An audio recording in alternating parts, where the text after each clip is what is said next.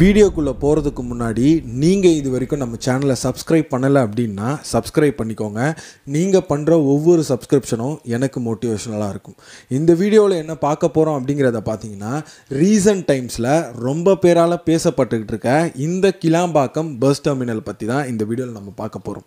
இந்தியாவில் இருக்க முக்கியமாக சென்னையில் நம்ம எல்லாருமே பெருமையாக சொல்லிக்கலாம், ஏஷியாவிலேயே ரொம்ப பெரிய ஒரு பஸ் டெர்மினல் என்ன அப்படிங்கிறத கேட்டிங்கன்னா சென்னையில் இருக்க கிளாம்பாக்கம் பஸ் டெர்மினல் அப்படிங்கிறத சொல்லலாம். ஏன்னா நீங்கள் நினச்சி பார்க்குறத விட ரொம்ப ஒரு மேசிவான ஒரு பெரிய பஸ் ஸ்டாப்பாக இது பார்க்கப்படுது. டெர்மினலோட மொத்த பரப்பளவே பார்த்தீங்கன்னா ஒரு 48 ஏக்கருக்கு மேலே இருக்கும் அப்படிங்கிறத சொல்கிறாங்க.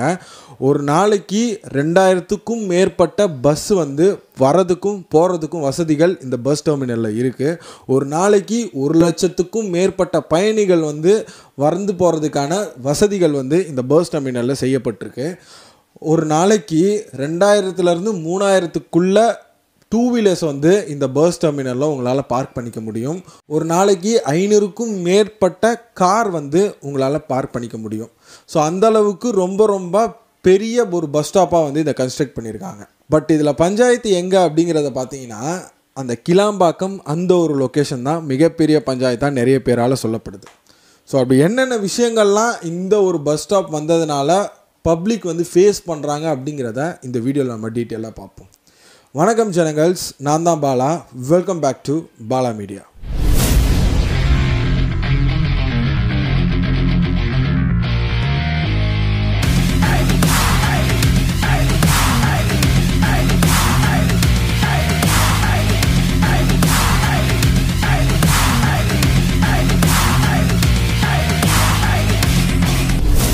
போன வருஷம் வரைக்குமே ஏஷியாவிலேயே ஒரு மிகப்பெரிய பஸ் ஸ்டாப் என்ன அப்படிங்கிறத பார்த்தீங்கன்னா கோயம்பேடில் இருக்க ஒரு பஸ் ஸ்டாப் அப்படிங்கிறது தான் சொல்லுவாங்க. ஏன்னா சென்னையோட சென்ட்ரலில் இருந்தது தான் இந்த கோயம்பேடு பஸ் ஸ்டாப். முக்கியமாக சென்னையை சுற்றி இருக்கிறவங்களும் பஸ்ஸில் எங்கேயாவது ஊருக்கு போகணும் அப்படின்னா இந்த கோயம்பேடு பஸ் ஸ்டாப்புக்கு தான் வருவாங்க. ஏன்னா அவ்வளோ பெரிய ஒரு பஸ் ஹப்பாகவே இதை சொல்லலாம்.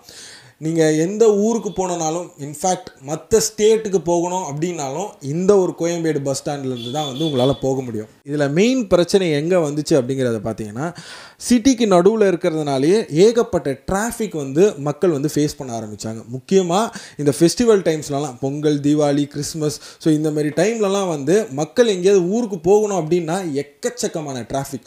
கவர்மெண்ட் பஸ்லேருந்து ப்ரைவேட் பஸ் வரைக்கும் எல்லாமே அந்த வழியில் தான் போய் ஆகணும். ஸோ நிறைய பேரோட பிக்கப் பாயிண்ட்டாகவே கோயம்பேடு இருந்துச்சு. ஸோ இதனாலேயே ஏகப்பட்ட டிராஃபிக் பப்ளிக் ஃபேஸ் பண்ணாங்க. முக்கியமாக ஒரு 4-5 வருஷத்துக்கு முன்னாடிலாம் பார்த்தீங்கன்னா மெட்ரோ ஒர்க்லாம் போயிட்டு இருந்துச்சு. ஸோ அந்த மெட்ரோ ஒர்க்னாலேயே ஏகப்பட்ட டிராஃபிக் ஏற்பட்டுச்சு. ஸோ இப்போ என்ன தான் மெட்ரோ ஒர்க்லாம் முடிஞ்சிருந்தாலுமே இப்போவுமே நிறைய டிராஃபிக் பிரச்சனைகள் இருக்குது அப்படிங்கிறத சொல்கிறாங்க. ஸோ அதனால் என்ன பண்ணாங்கன்னா, ஸோ ஆந்திராவுக்கு போகிறவங்க எல்லாருமே, ஸோ இந்த திருப்பதி இல்லை மற்ற ஏதாவது ஆந்திராவோட மாநிலங்களுக்கு போகணும் அப்படின்னு நினைக்கிறவங்க ஸோ மாதவரத்தில் ஒரு பஸ் டெர்மினல் கன்ஸ்ட்ரக்ட் பண்ணாங்க. ஸோ இந்த ஒரு பஸ் டெர்மினல் பார்த்தீங்கன்னா ஸோ ஆந்திராவுக்கு போகிறதுக்கு மட்டும்தான். ஸோ அது இந்த நார்த் சைடில் ஃபேஸ் பண்ணி கட்டியிருப்பாங்க. மற்ற தமிழ்நாட்டுக்குள்ளே ட்ராவல் பண்ண போகிற பஸ் எல்லாமே கிளாம்பாக்கத்தில் இருக்க பஸ் டெர்மினல் கன்ஸ்ட்ரக்ட் பண்ணப்படுது. ஸோ அந்த இடத்துல தான் மூவ் ஆகும் அப்படிங்கிறத மாதிரி சொன்னாங்க. ஸோ இந்த ஒரு பிளான் 2013லேயே ஏடிஎம்கே ஆட்சி செஞ்சுட்டு இருக்கும்போதே இப்படி ஒரு பிளான் பண்ணதாக சொல்லப்படுது. ஸோ 2013 அப்போவே டிராஃபிக் ரொம்ப அதிகமாக இருக்கிறதுனால ஸோ கோயம்பேடுக்கு மாற்றாக ஸோ கிளாம்பாக்கத்தில் ஒரு மிகப்பெரிய ஒரு பஸ் ஸ்டாப் கன்ஸ்ட்ரக்ட் பண்ணுவோம் அப்படிங்கிறத பிளான் பண்ணாங்க. அது 2013லேருந்து ரொம்ப வருஷமாக அந்த ப்ராசஸ் போயிட்டே இருந்திருக்கு. நடுவில் இந்த கோவிட் லாக்டவுன்லாம் வந்ததுனால ஸோ அந்த ஒரு கன்ஸ்ட்ரக்ஷன் அப்படியே ஹோல்டில் வச்சுருந்தாங்க.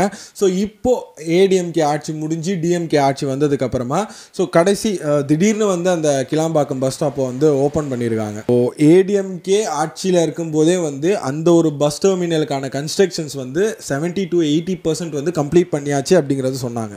டிஎம்கே மீதி 20% கம்ப்ளீட் பண்ணி சடனாக அந்த ஒரு பஸ் ஸ்டாப்பை ஓப்பன் பண்ணியிருக்காங்க. ஸோ அந்த பஸ் டெர்மினலுக்குமே கலைஞரோட பேரை தான் வச்சுருக்கதா சொல்கிறாங்க. இங்கே இருக்க பிரச்சனை என்ன அப்படிங்கிறத பார்த்தீங்கன்னா, கிளாம்பாக்கம் அப்படிங்கிறது சென்னையிலேருந்தே ஒரு 40 கிலோமீட்டர் தள்ளி இருக்குது. இப்போ சென்னையில் இருக்க ஒருத்தன் அண்ணா நகரில் இருக்கவனோ இல்லை கொளத்தூர் இல்லை வில்லிவாக்கம் இல்லை பெரம்பூர் இல்லை மாதவரம், ஸோ இந்த ஏரியாவில் இருக்க ஒருத்தன் யாராவது ஒரு தமிழ்நாட்டுக்குள்ளே ஏதோ ஒரு மதுரை, கோயம்புத்தூர், திண்டுக்கல், இல்லை தூத்துக்குடி, கன்னியாகுமரி எங்கேயாவது போகணும் அப்படின்னா கோயம்பேடு வந்து ரொம்ப ரொம்ப பக்கத்தில். இன்ஃபேக்ட் நான் வந்து மாதாவரத்தில் இருக்கேன்.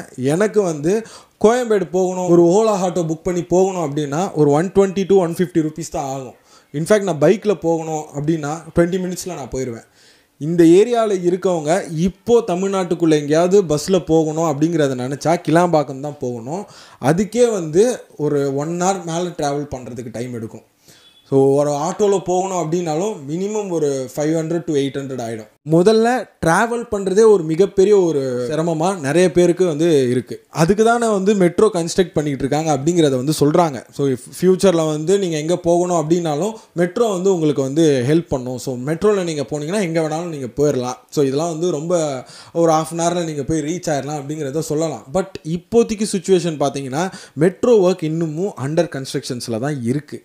ஸோ மெட்ரோ ஒர்க் வந்து கன்ஸ்ட்ரக்ட் பண்ணி இன்னும் முடிக்கிறதுக்கே வந்து இன்னும் ஒரு 4-5 years ஆகும்.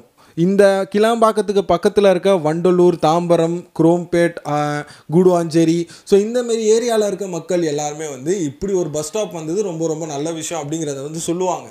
ஏன் அப்படின்னா அவங்க வசிக்கிற இடத்துக்கு ரொம்ப ரொம்ப பக்கத்தில் இருக்கிறதுனால அவங்க ஒரு இடத்துக்கு போகணும் அப்படின்னா இது ரொம்ப ரொம்ப ஈஸியாகவும் இருக்குது.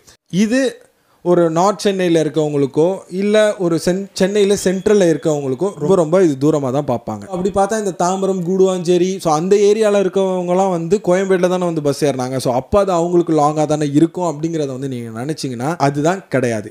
ஏன் அப்படின்னா இந்த போகிற பஸ் எல்லாமே தமிழ்நாட்டுக்குள்ளே போகிற பஸ் எல்லாமே ஸோ அந்த ரூட்டில் தான் வந்து போயாகணும். ஸோ அதனாலேயே அவங்க வந்து நடுவில் எங்கேயாவது பிக்கப் பாயிண்ட் இருந்துச்சுன்னா அந்த பிக்கப் பாயிண்ட்லேயே ஏறிப்பாங்க. தாம்பரத்தில் ஏறிப்பாங்க, ஆர் கூடுவாஞ்சேரியில் ஏறிப்பாங்க.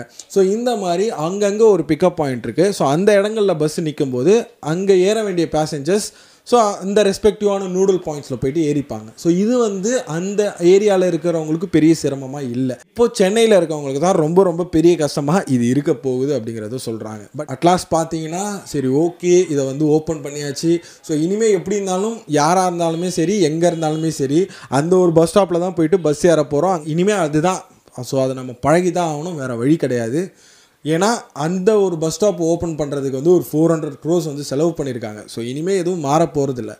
பட் இதில் நிறைய தொழிலாளர்களுக்குமே வந்து ஒரு பெரிய ஒரு வருத்தம் இருக்குது. ஸோ இது வரைக்கும் கோயம்பேடு பஸ் ஸ்டாப்பை நம்பி அங்கே கடை வச்சு ஸோ அங்கே பிஸ்னஸ் பண்ணிகிட்டு இருந்த நிறைய பேர் வந்து இப்போ வந்து அவங்களோட பிஸ்னஸ் வந்து என்ன அப்படிங்கிறது வந்து ஒரு பெரிய கொஸ்டின் மார்க்காக இருக்குது. ஸோ அந்த கோயம்பேடு பஸ் ஸ்டாப்பில் வச்சுருந்த யாருமே வந்து இந்த புதுசாக ஓப்பன் பண்ணியிருக்க அந்த ஒரு பஸ் டெர்மினலில் வந்து கடை ஓப்பன் பண்ணுறதுக்கான அந்த அப்ரூவல் வந்து எதுவும் கொடுக்கல. அவங்களோட வாழ்வாதாரம் அப்படிங்கிறது ஒரு பெரிய கேள்விக்குறியாக தான் இருக்குது. நீங்கள் கோயம்பேடு போனீங்கன்னா கூட 5 நிமிஷத்தில் உங்கள் ஏரியாவுக்கு நீங்கள் போக வேண்டிய பஸ்ஸு கிடைக்கும். பட் ஆனால் இப்போது அது கிடைக்கிறதுக்கு 1 hour மேலே ஆகுது அப்படிங்கிறத சொல்கிறாங்க. ஏன்னா எல்லா பஸ்ஸுமே கிளாம்பாக்கத்துக்கு மூவ் ஆகிடுச்சு அப்படிங்கிறத சொல்கிறாங்க. இப்போது என்ன பிளானில் வந்து கவர்மெண்ட் இருக்குது அப்படிங்கிறத பார்த்தீங்கன்னா ஸோ ஃபர்ஸ்ட் ஒரு ஆந்திராவுக்கு நீங்கள் எங்கேயாவது போகணும் அப்படின்னா நீங்கள் மாதாவரம் வந்து தான் ஆகணும். ஸோ இந்த ஏரியாவுக்கு எல்லாருமே வந்து பழகிட்டாங்க. ஸோ இந்த ஏரியாவுக்கு மோஸ்ட்லி யாரும் போக போகிறதில்ல. அதனால் இது வந்து ஒரு பெரிய விஷயமா யாரும் சொல்லலை. பட் கோயம்பேடு அப்படிங்கிறது எக்கச்சக்கமான பேர் வந்து ஒரு நாளைக்கு வந்து போகிற இடம். இன்னைக்கு தள்ளி இப்போ வந்து மாற்றிருக்காங்க அப்படிங்கிறது நிறைய பேரோட ஒரு வருத்தமாக இருக்குது. ஸோ இப்போ நீங்கள் ஆந்திராவுக்கு எங்கேயாவது போகணும் அப்படின்னா வந்து நீங்கள் மாதாவரம் வந்து ஆகணும். தமிழ்நாட்டுக்குள்ளே மற்ற மாநிலங்களுக்கு போகணும் அப்படின்னா நீங்கள் கிளாம்பாக்கம் போய் ஆகணும். அண்ட் நீங்கள் west side Bangalore or Karnataka so அந்த சைடு எங்கேயாவது நீங்கள் போகணும் அப்படிங்கிறத பார்த்தீங்கன்னா வந்து நீங்கள் வந்து குத்தம்பாக்கம் அப்படிங்கிற பூந்தமல்லி பக்கத்தில் ஒரு ஏரியாவில் ஒரு பெரிய பஸ் டெர்மினல் வந்து கன்ஸ்ட்ரக்ட் பண்ணிகிட்டு இருக்காங்க. ஸோ இந்த 3 பஸ் டெர்மினல் தான் வந்து இனிமேல் சென்னையில் வந்து இருக்க போகுது அப்படிங்கிறத சொல்கிறாங்க. நீங்கள் எந்த லொக்கேஷனுக்கு ட்ராவல் பண்ணுறீங்களோ ஸோ அதுக்கேற்ற மாதிரியான ஒரு பஸ் டெர்மினலாக இதை வந்து கன்ஸ்ட்ரக்ட் பண்ண போகிறாங்க. இதுதான் இப்போதைக்கு சென்னையில் இருக்க அந்த டிராஃபிக்கை குறைக்கிறதுக்கான பிளான் அப்படிங்கிறத சொல்கிறாங்க. பட் இந்த ஒரு பஸ் டெர்மினல்ஸை வந்து நீங்கள் போய் ரீச் ஆகணும்னா உங்களுக்கு மெட்ரோ ஸ்டேஷன்ஸ் வந்து ஹெல்ப் பண்ணும் அப்படிங்கிறத சொல்கிறாங்க. ஸோ ஒவ்வொரு பஸ் டெர்மினல் பக்கத்துலேயே வந்து ஒரு மெட்ரோ ஸ்டேஷனும் வந்து இருக்கும் ஃபியூச்சரில் அப்படிங்கிறத சொல்கிறாங்க. நான் சொல்கிறது வந்து ஒரு 4-5 years அப்புறம் நான் சொல்கிறேன். அந்த வருஷத்துக்குள்ளேயே கூட வந்து அந்த மெட்ரோ கன்ஸ்ட்ரக்ஷன்ஸ்லாம் கூட முடிஞ்சிடலாம்.